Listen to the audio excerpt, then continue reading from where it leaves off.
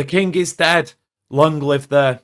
Well, who knows? Who knows what comes next after Kevin De Bruyne's departure from Manchester City? But that is it, at least in terms of the Etihad Stadium, for probably its greatest ever, Manchester City's greatest ever player. And you have to say, what an incredible, fitting, emotional farewell that was. Congratulations to everyone involved at the club who set that up because, well, they didn't miss a beat. Natalie Pike presenting, fantastic.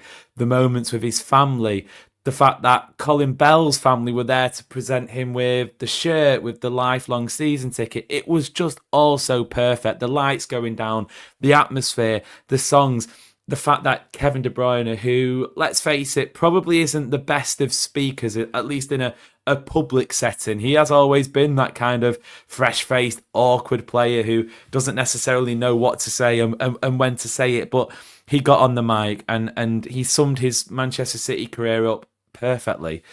He is the best ever for me, the greatest ever, the best that ever was, the best that ever will, and just a really emotional day from the beginning right through to the end. And we saw all the messages from ex-players, and it was just perfect. And I think it's fitting that when you think about Kevin De Bruyne's career as a Manchester City player, it's fitting that it is that awkward fella who came in as a 24, 25-year-old, and he even said himself he didn't expect to stay this long. He did, and he was the one who took City to that next level because Vincent Kompany, David Silva, Sergio Aguero, all of those City greats in the modern era that you can think of, almost all of them came in at a time when City were just starting that ascent. They were at the bottom of the mountain and they were looking to go up.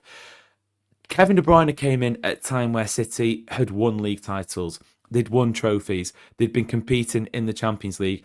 But he still managed to take City to that next level. And that's for me why he is above and beyond anything that City have ever had before. Because you think of the moments, and I'm sure anyone listening or watching to this, or anyone you speak to who is a City supporter, will say exactly the same. The moments are what sets him apart, and each and every person's moment or best moment is different. For me, I think of the goals in those title races all across the years. Go back to 2017-18 when he got the one at Stamford Bridge very early on in the season. You can fast forward to the end of that season when he gets the assist for Gabriel Jesus to make City Centurions. You know, fast forward a few years, there's plenty of moments in between that. The 4 goals against Wolves and a goal in that same season in 21-22 against Chelsea at the Etihad. But then you've got the treble year. You've got the treble year where, looking back, Kevin De Bruyne pretty much ruined his entire body, his hamstring that he speaks about being like a wet paper towel in one of the City documentaries, just to get City across the line to win the treble, to win the Premier League, the FA Cup, the Champions League, the most incredible, unthought of, just out of this earth achievement for City. And who was the man at the front of it all? It was Kevin De Bruyne. You go to the Emirates Stadium, it's De Bruyne starting the scoring, getting an assist there.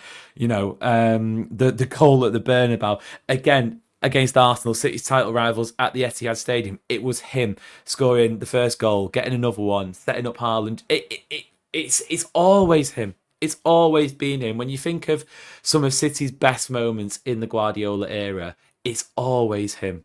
And he's played a part. Well, he's played more than a part. He's been the leading role. And how do you go about replacing that? Look, the conversations have gone on for the best part of a couple of months now in terms of, is it the right decision? Are City being ruthless, letting him go, blah, blah, blah.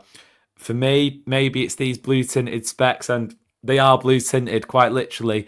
But I still think he's got something to give. Out of another year, he's City's best creative threat. And you look at some of the names that City being linked with, great midfielders, but are they going to be able to produce those creative numbers? The jury's out.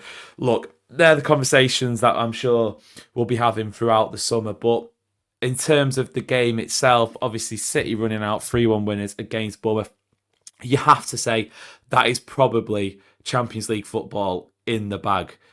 Fingers crossed. I think the permutations are as follows. City would have to lose to Fulham, and then Newcastle, Villa and Chelsea, all 3 of them would have to win on the final day for City not to finish inside the top 5.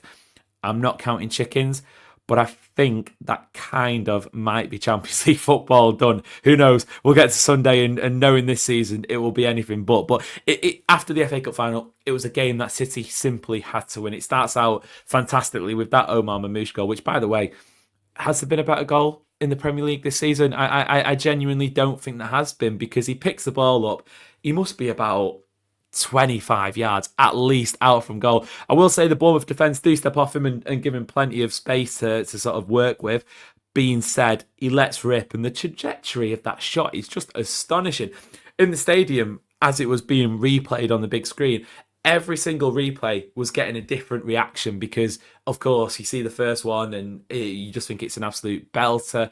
You then get a next one and you see the dip on it. And I think it was only by the third or the fourth replay that you actually see it comes off the post. And look, any football fan will tell you a goal that hits the post or hits the woodwork and goes in is 10 times more aesthetically pleasing. So yeah, that was great. Bernardo Silva, what is it about him scoring at that end of the stadium in sort of early summer when it's still kind of daylight, near post finish? Obviously, I'm speaking about the goal against Real Madrid in the Champions League semi-final from a couple of years ago. It wasn't as important as that, don't get me wrong. I'm not being delusional, I'm not being silly here, but it had similar vibes, and you could tell by his celebration, the release of emotion was massive for him. It's been a tough season, not only for him, but all of the players. And yeah, to put City obviously 2-0 up before half-time on the brink of 3 points. The game turned into a bit of a clown show in a way in the second half. Kovacic getting sent off. And look, I thought it was a red card for Kovacic, don't get me wrong, but you go from Saturday at the FA Cup final where Dean Henderson literally 18 yards, 19 yards out from goal, handles it, stops Haaland from getting a tap in. That isn't given as a denial of a goal scoring opportunity. Whereas Kovacic, 45 yards out, that is. Look, I'm not too sure about that one. But yeah, possibly a red card, probably a red card. Again, these blue tinted specs getting in the way. There's no denying that the Bournemouth player Lewis Cook should have been sent off. He should have been sent off about 5 times for that tackle. Absolutely horrendous. And then it all leads to this man, Rodri, focusing in there. Rodri coming off the bench. I didn't think we'd see Rodri again this season, I'll be honest. I said in one of the City Ramble preview shows on the podcast that I had a hunch, I had a feeling, the spidey senses were tingling that Rodri might be named on the bench for the Bournemouth game, just because Guardiola spoke about it in midweek that he was getting better, he was looking stronger, he was obviously training well, looking a bit fitter. I thought he'd be on the bench and we'd see him warm up and the crowd would go wild, which they did. I've never had goosebumps for a player warming up, by the way. But even still, when he comes off the bench, the noise was almost like, I think back to when I've been in that stadium for the Aguero goal or the Gundogan goal in the title winning season. You know, it was up there. It genuinely was up there. Just the noise when Rodri's coming back onto that pitch, having been at that game against Arsenal where he goes off and you think, you know, we're not going to see him again this season. It felt like a given at that point. He's obviously done really well to come back fit and just fingers crossed he can stay fit. Nico Gonzalez, again, shout out to him. What a finish that is. People who play golf, who sort of get out on the golf course, might know this better than me. I'm not that big of a golf fan, but it felt like there's a shot Rory McIlroy did at the Masters this year where he fades it round a tree. That was almost like the equivalent with his football boot. It starts so far outside the post and just nestles itself into that right-hand corner. I mean, hopefully we get to see more of him next season. But just an all-round much-needed day. A day full of emotion, a night full of emotion for City fans, obviously with the De Bruyne stuff and whatnot. But on the back of that FA Cup final, it felt like City needed a night like that to say, yeah, it's been a weird season, but even still, you know, we've still got it. These players are still good, and it's going to be Champions League football, which you cannot complain. If this, in the Guardiola era, is City's worst season, just look down the table. You've got a Manchester United team who are down in 16th. You've got much more teams who have had that success over the years as well, struggling. This is City's worst season under Pep, and they had been in a cup final. Obviously, less said about that, the better. But they're probably going to get Champions League football. Again, fingers crossed, touch wood, all of that. A weird season, but it's nice to end on a little bit of a high, at least at the Etihad Stadium. If you're watching, make sure to hit follow, subscribe, all that lovely business. Check us out on your podcast feeds as well. We'll be uploading more on YouTube throughout the near future. But yeah, until next time, it's been a pleasure, and we will see you later.